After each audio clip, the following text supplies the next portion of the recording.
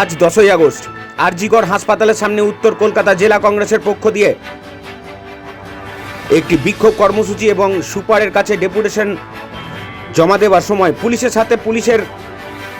সাথে ধস্তাধস্তি হয় কংগ্রেস কর্মীর সাথে। তাদের গেট দিয়ে ভেতরে ঢুকতে দেওয়া নিষেধ করা হয়। তাদের ডেপুটেশন কোনোভাবেই জমা দিতে দেওয়া হয় না পুলিশের দ্বারা, এবং সেই সাথে পুলিশ বাহিনী নিরাপত্তা বাড়ানো হয় আরজিকরের হাসপাতালের সামনে। সরাসরি দেখছেন সেই ছবি।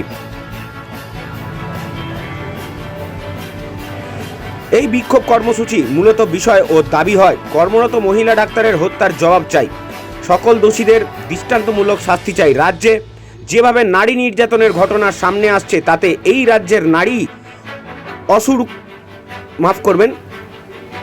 অসুরক্ষিত, অথচ এই রাজ্যের মুখ্যমন্ত্রী নিজেই একজন নারী, তারপরেও পুলিশের নিরাপত্তা নেই। একের পর এক নারী নির্যাতনের, ধর্ষণের, হত্যার ঘটনা ঘটে চলেছে।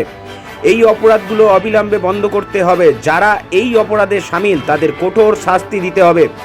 তাই এই প্রতিবাদে আজকের এই বিক্ষোভ কর্মসূচি। এই কর্মসূচিতে উপস্থিত ছিলেন উত্তর কলকাতা জেলা কংগ্রেস কমিটির সভাপতি শ্রী রানা রায়চৌধুরী, অন্যান্য শীর্ষ নেতৃত্বের কংগ্রেস এবং কর্মী সমর্থকেরা। সরাসরি দেখুন আরজিকর থেকে সেই ছবি।